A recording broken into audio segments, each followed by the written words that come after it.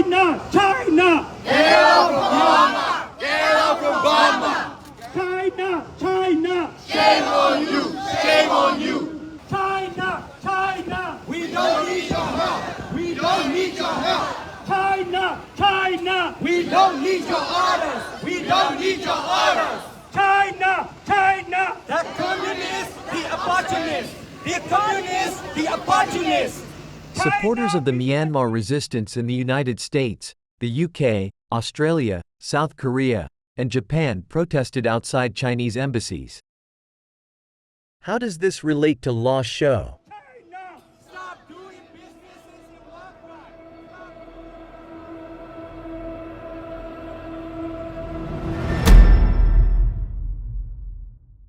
On October 27, 2023, the Three Brotherhood Alliance launched an offensive against military council camps in northern Shan State. Within a few months, several towns previously under military council control fell to the Myanmar National Democratic Alliance Army, MNDAA, and the Tang National Liberation Army, TNLA. This was the first instance of the military council facing a large-scale drone offensive, with agriculture drones modified to carry artillery shells. Lacking proper anti-drone measures, the military council camps quickly collapsed. On January 4, 2024, MNDAA troops captured Laoking, the capital of the Kokang Special Administrative Region. Meanwhile, the TNLA captured more than half a dozen towns. Following these events, China invited the Three Brotherhood Alliance and the military council to Kunming for ceasefire talks. After several sessions, it was agreed that both sides would cease fire in northern Shan State and reopen the border trade gates between China and Myanmar. Reports indicate that the MNDAA would receive 70% of the tax from the border trade, while the military council would receive only 30%, leading to dissatisfaction within the military council. It is unclear if they accepted this arrangement. The ceasefire agreement applies only to northern Shan State. Meanwhile, the Arakan Army, AA, has continued its offensive in northern Rakhine State, capturing several townships.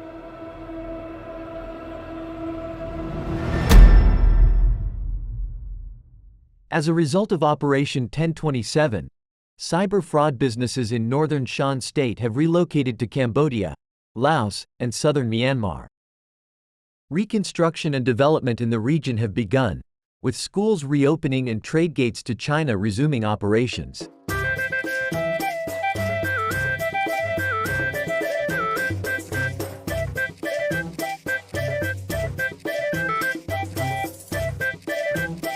However, despite the reopening of trade routes, there has been minimal activity. The reason for this is the military council government's dissatisfaction with the majority of trading income going to the MNDAA. In response, they cut off the major trading route in northern Shan State to Kokang territory, effectively blocking MNDAA's income.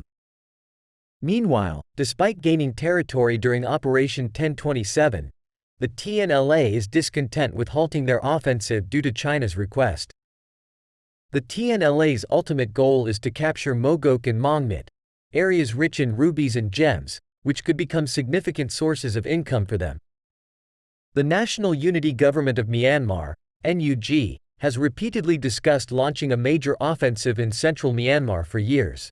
2023 အတွင်းမှာဒါကျွန်တော်တို့အဆုံးဖြတ်နှစ်တစ်ခုဖြစ်ဖို့ပေါ့အဲ့တော့ဒီနှစ်ဟာအဆုံးဖြတ်နှစ်ဖြစ်ဖို့ဆိုရင်အရေးကြီးဆုံးအချက်ကတော့တော်လှန်ရေးအင်အားစုတွေအားလုံးဟန်ချက်ညီပြီးတော့မှ However, this has not materialized due to the PDF group's lack of proper military training, weapon support, and a central chain of command.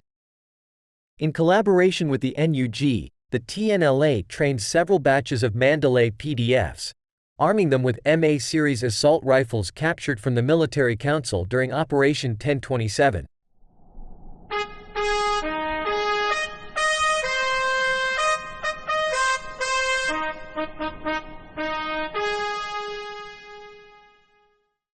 Despite the ceasefire agreements between the TNLA and the military council, and between the MNDAA and the military council, several skirmishes occurred, with the military council bombing various locations within TNLA and MNDAA territories.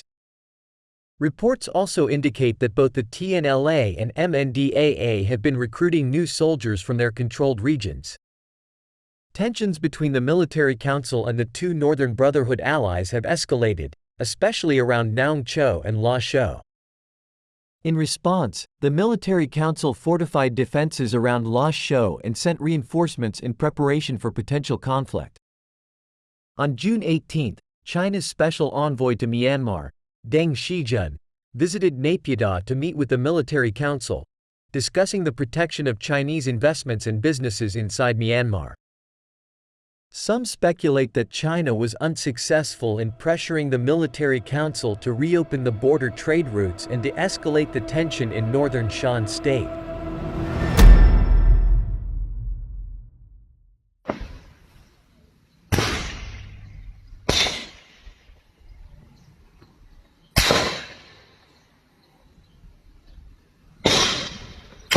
On June 25, the ceasefire agreement finally collapsed when TNLA troops declared the second wave of Operation 1027, launching offensives in regions such as Naung Chau, Chau Mai, Mogok, and Mangmet. Mandalay PDFs fought alongside the TNLA under its command. A coalition of TNLA, MDY PDF, and several resistance groups spearheaded an offensive into the Mandalay region. According to BBC Burmese, the combined TNLA and allied troops numbered 10,000 strong.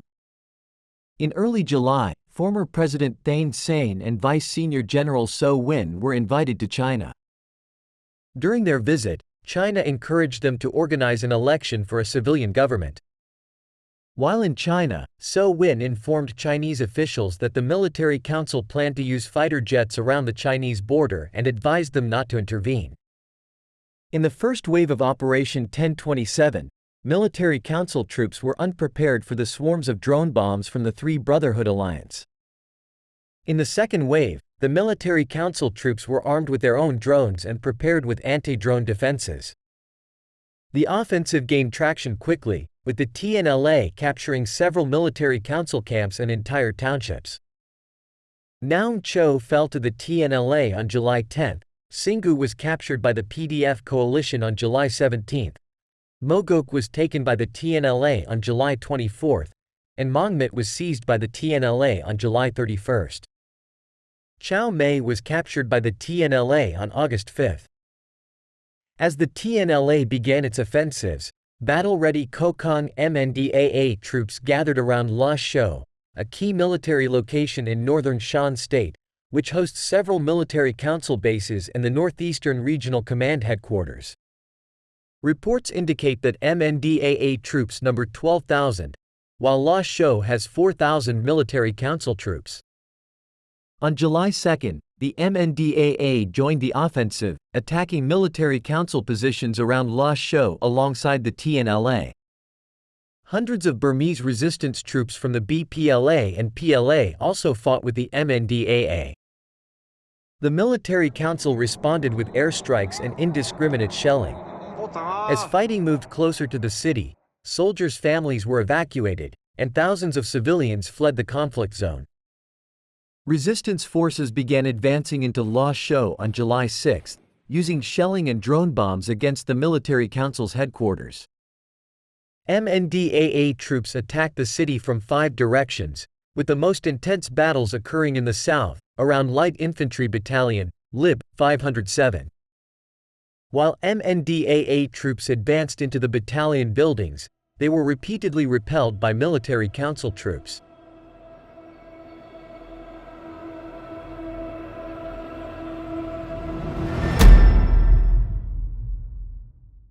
On July 10, over 2,000 UWSA troops entered Tangyan Township, which remains under military council control.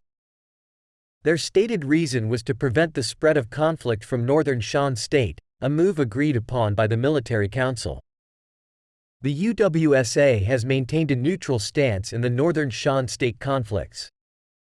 However, the UWSA is a longtime ally of the MNDAA and TNLA and has close ties with China. It is speculated that the UWSA supplies weapons and ammunition to the MNDAA and TNLA. During the first wave of Operation 1027, the UWSA acquired Ho Pang and Panlon towns without any fighting. In the second wave of Operation 1027, the UWSA has silently extended its influence in northern Shan State, seen by many as an expansion of both UWSA and Chinese influence. On July 12, over 1,000 SSPP troops entered Mong Ye town with the Military Council's agreement, citing reasons similar to those of the UWSA. Several SSPP troops have occupied abandoned military posts south of the conflict regions. Like the UWSA, the SSPP has a close relationship with the UWSA and has remained neutral in the northern Shan State conflicts. The TNLA faced an incident in SSPP territory that resulted in the deaths of some of its leaders. This issue was resolved through mediation by the UWSA.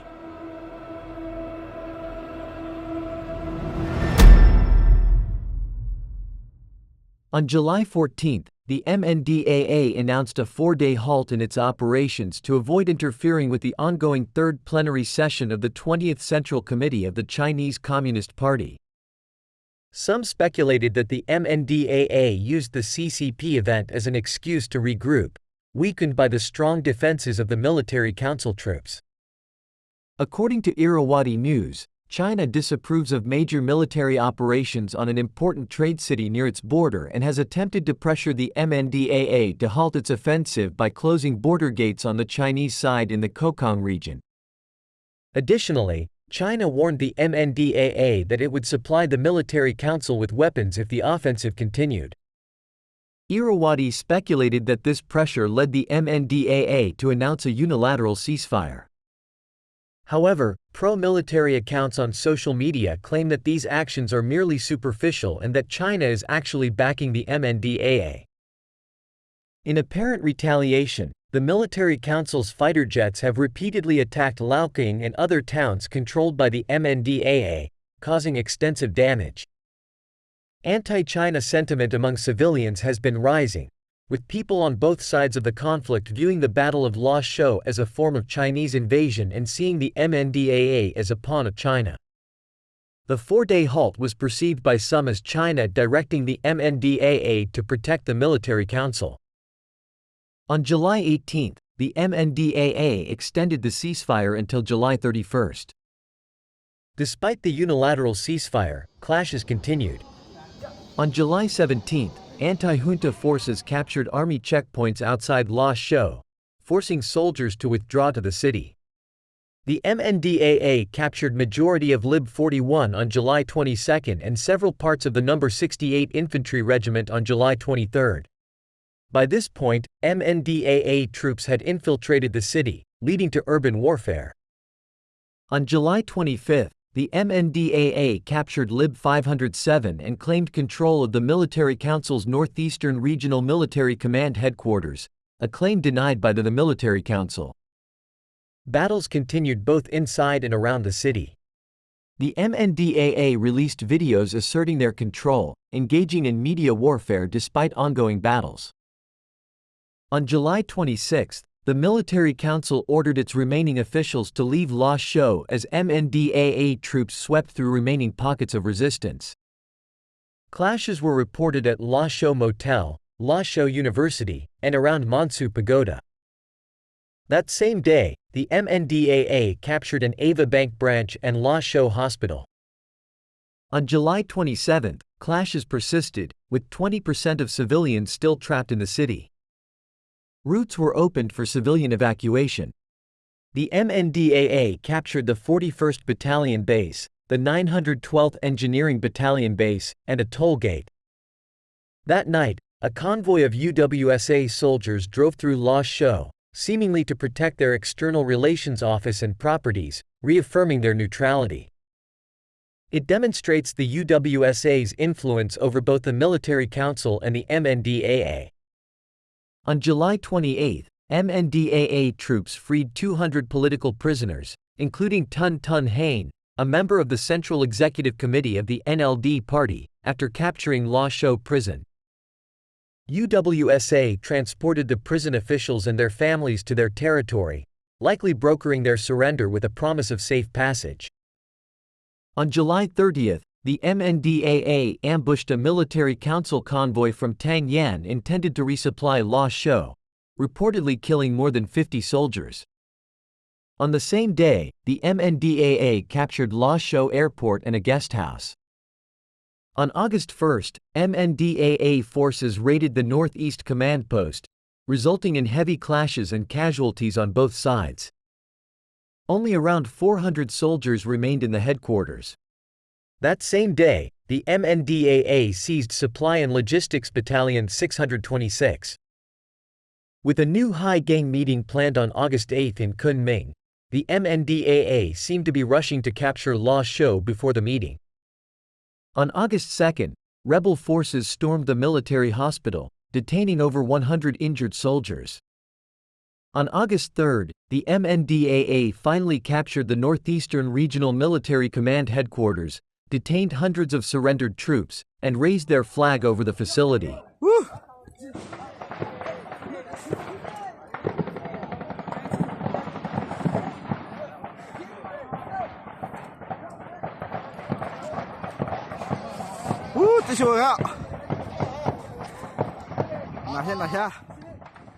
Within a few days, videos and photos emerged showing thousands of surrendered soldiers and arrested commanders from the regional command.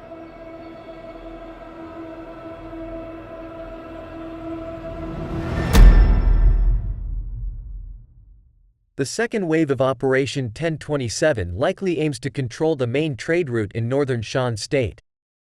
With Lashio, Naung Chau and Chao Mei fallen, only Thi Bor remains to be captured. If the military council is ousted from northern Shan State, the MNDAA and TNLA can control the entire trade routes rather than just the Chinese border gates.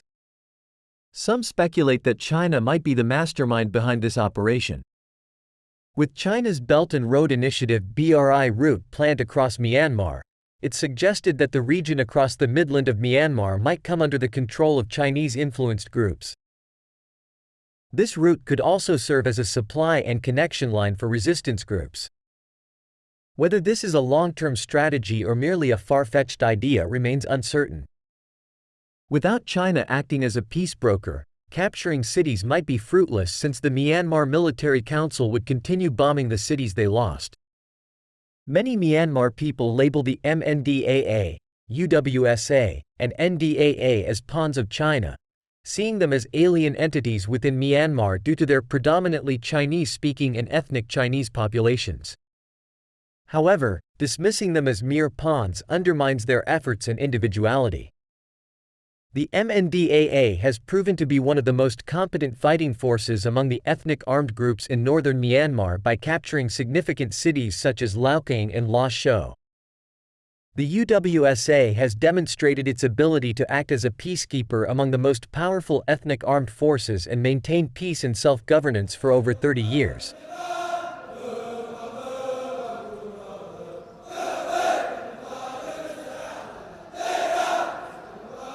Instead of antagonizing them, leveraging the pressure created by Operation 1027 might be wise.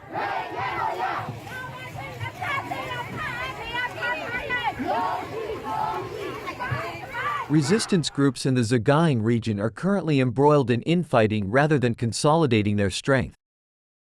PDFs in the Mandalay region have shown capability but are only a few thousand strong and cannot act alone without the pressure from the TNLA and KIA on the military council.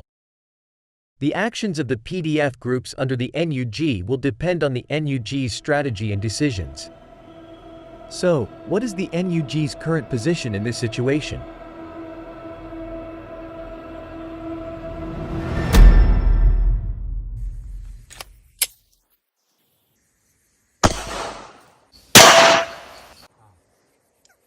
Stop. No do di ma. Nai mama ne karo. 9mm ne aro. Di ma. Nene pain no pain wa. On July 29, a group of U.S. senators sent a letter to Secretary of State Antony Blinken and U.S. Aid Administrator Samantha Power, urging them to redefine the interpretation of non-lethal assistance provisions of the Burma Act. This move would enable the U.S. to aid the NUG and PDFs by providing non-lethal items such as medical equipment, body armor, early warning radar systems, drone jammers, and similar tools. It appears that the U.S. government is finally moving to counter the influence of China within the resistance groups in Myanmar.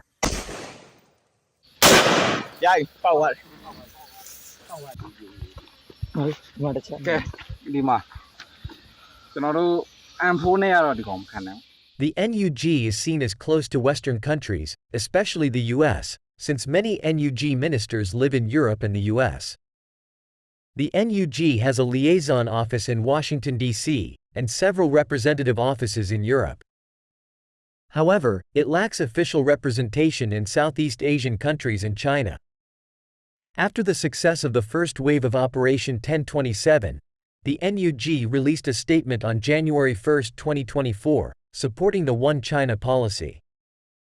According to the NUG Foreign Minister Zin Mar Ong, the NUG also tried to contact China but failed to receive a formal reply. You have contacts with them. Do they tell you, go ahead? No, they don't.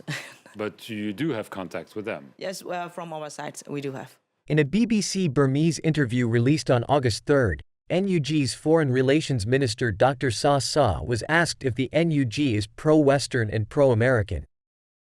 Dr. Sa Sa avoided a direct answer, calling the question nonsense and propaganda against the NUG. He stated that the NUG is pro-democracy, pro-federal, and will work with pro-democracy countries, implying reluctance to work with Communist China. ဆိုတော့ကျွန်တော်တို့ကတစ်ဖက်ကကြည့်မဲ့တရုတ်ကကွန်မြူနစ်နိုင်ငံဖြစ်တဲ့အခါမှာကျွန်တော်တို့က Federal Democracy ရဲ့စာချီစာနှုတ်နဲ့ကိုတွားတဲ့NUG ဖြစ်တယ် On July 25, a PDF coalition group captured a military council camp near the Chinese-backed nickel mining project in the Zagaing region. This project is the largest nickel production plant in Myanmar, with an $855 million investment from China.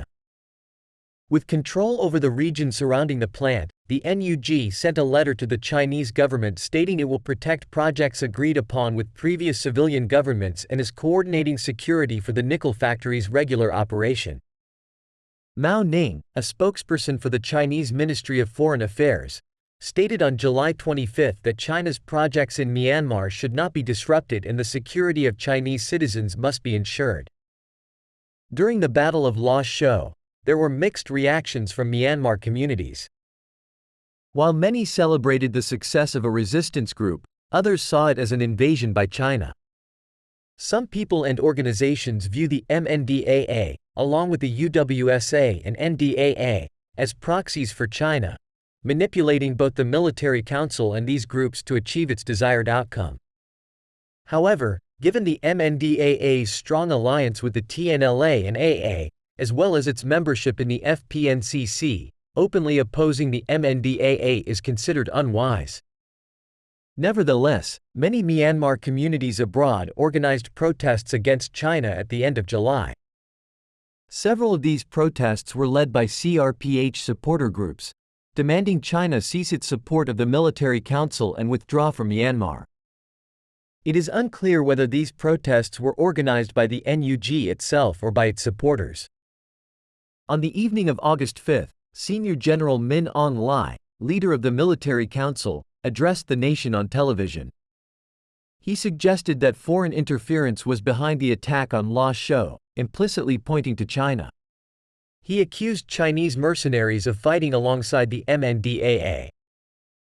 Additionally, he accused Western countries of interfering by supporting the resistance in the southern part of the country. The next day, the military council organized protests against the MNDAA in Yangon. Chinese state media reported that the military council failed to join the upcoming talks with the Three Brotherhood Alliance. While both China and the US have avoided directly interfering in the Myanmar civil war, a new development has emerged. According to Russia's Sputnik News, pro-junta USDP party chairman Qin Yi has asked Russia to help combat terrorism in Myanmar. The invitation to Russia to become involved in the Myanmar civil war is seen by many as reminiscent of the situation in the Syrian civil war. Russia's response is currently unknown. Since the 2021 coup, the military council has deteriorated its previously good relationship with China and increasingly relied on Russia, despite maintaining a largely transactional relationship. With the fall of Lashio, a new order is emerging in Myanmar, with an uncertain future ahead.